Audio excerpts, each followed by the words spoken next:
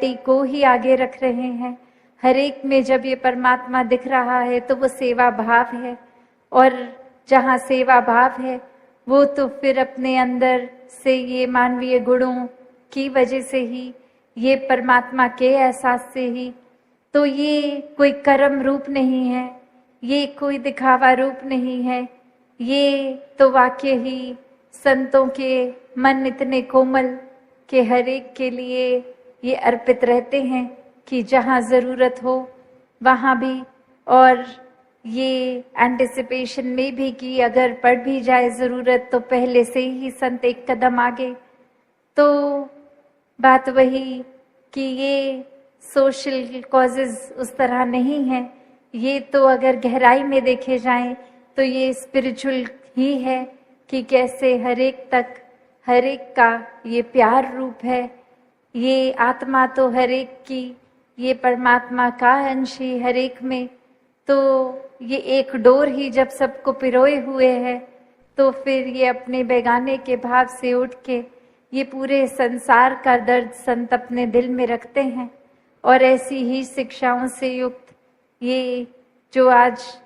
का दिन भी, और कैसे ये बाबा गुरबचन सिंह जी महाराज की सिखलाइयाँ कि कैसे हर एक में ये जो सादा, ये सादगी रूप हो, ये भी सोशल इनिशिएटिव्स ही लिए गए, चाहे वो शादी का एक शादियों का सादगी, चाहे वो नशा मुक्ति जो एक उस समय भी बात जितनी रेलेवेंट थी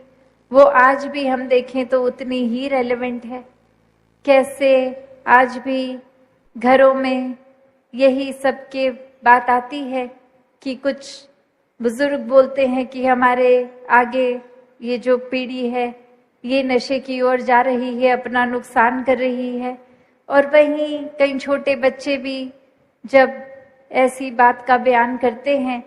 कि घर में पिताजी नशे के शिकार हैं तो घर का माहौल खराब है, तो ये नशे ने तो कोई उम्र नहीं देखी, ये हम पे है कि कैसे इससे दूर रहें, क्योंकि ये जानते हुए भी कि नशा तो हमेशा हर एक का नुकसान ही करता है, फिर भी अगर इस ओर जा रहे हैं तो ये तो वही बात हो गई कि अपने पैर पे खुद ही कुल्हाड़ी मारनी। तो कैसे एक जीवन में ये वाकई ही संदेश मिशन का बनना है हमें कि एक सिर्फ ऊपरी रूप कोई सामाजिक रूप नहीं है,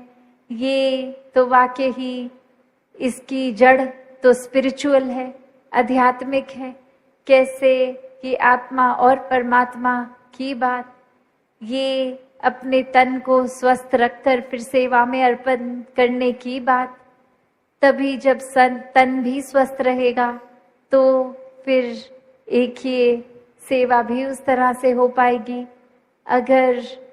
तन बुजुर्गी के कारण या फिर कोई बीमारी के कारण अगर बात है तो भी ये मन से तो सेवा हो रही है। जैसे आज भी सुना हमने कि बेशक इच्छा हर एक की कि ये रक्तदान किया जाए,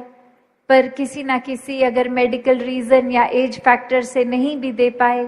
तो भी वो उदासी मायूसी नहीं, वो तो उस भाव को भी इस निराकार ने अपनाया कि कैसे हर एक का जज्बा तो ये अच्छाई की ओर, एक कल्याण की ओर, चाहे वो फिर उसका परिणाम स्वरूप वो डोनेट कर भी पाए कि नहीं। तो दातार हर एक पे कृपा करे कि ये सेवा का भाव हर एक का बना रहे, ये मन हमेशा इस निराकार से जुड़ते हुए इसी तरह मानवता के कल्याण में रहे, सिमरन में युक्त हो। और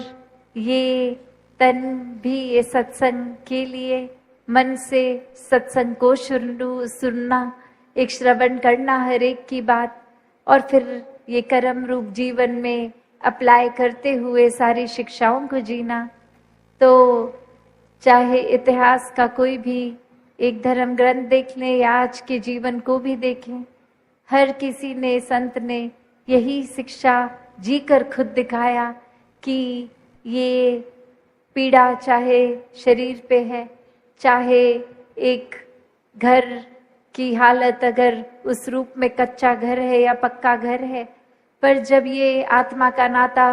परमात्मा से जुड़ता है तो सभी भेदभाव खत्म हो जाते हैं। फिर ये निगाह एक समदृष्टि वाली रहती है, हर एक को एक समान देख के,